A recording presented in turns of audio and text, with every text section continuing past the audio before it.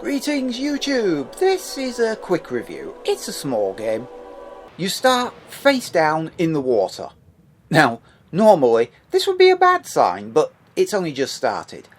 Unlike one of this studio's previous games, Journey, it doesn't feel the need to explain itself. It is what it is, and if you've played Journey, you'll know the kind of game to expect already. Now, I had some initial confusion over how to move. In most underwater and some space games, it must be said, you can only rotate as far as straight up or straight down to aid in, orientating yourself to the environment. This is different. It lets you flip completely over, allowing underwater somersaults. And instead of the thumbstick, holding the trigger moves you forwards. The confusion didn't last me very long. Once I figured it out, it was easy to move around, but it did confuse me for a little bit there. There is a surface to the world, but the surface is not the point. You can break the surface of the water, in a fancy way if you boost. Whee! But there's nowhere to go up there. This is strictly an underwater game. After a while, you'll notice you can't actually come to any harm. None of the creatures or environment can injure or kill you at all.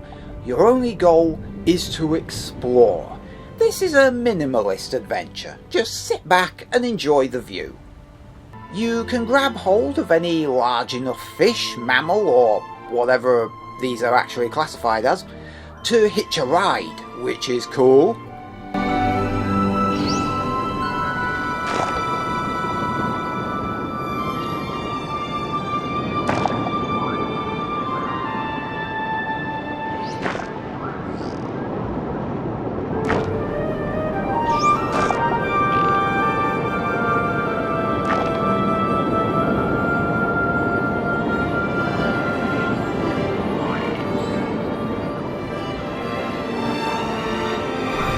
There are some points of interest you can interact with.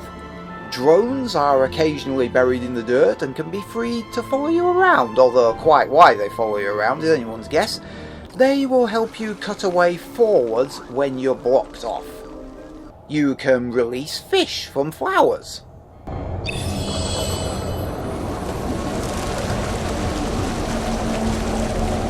Again, I'm not quite sure what they're doing in there, but hey. There are shells to collect, and meditation points to sit upon.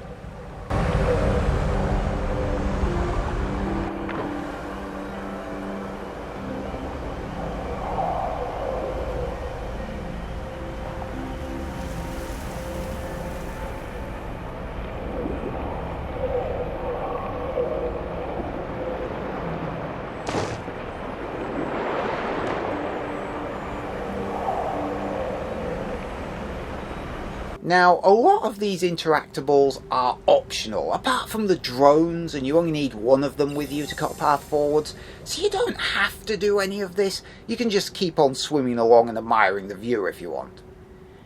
Performance-wise, the game runs at 30 frames a second, although it does stutter sometimes. Not often, but still kind of annoying. Given how stunning it looks, it's especially noticeable. It's not enough to spoil things, but even so, it's a bit of a distraction. There are 8 chapters to the game, each takes about 15 minutes, the whole game runs to about 2 hours total, so it's not the longest game you've ever played, but obviously, like Journey before it, it's not meant to be. And there is also a chapter select if you want to go back and find the things you missed. Although, like Journey, in my opinion, it's better if you don't play this kind of game too often. Too much of a good thing and all that. Don't want to spoil it. Abzu is very colourful, was a fascinating ride and worth playing if you're a fan.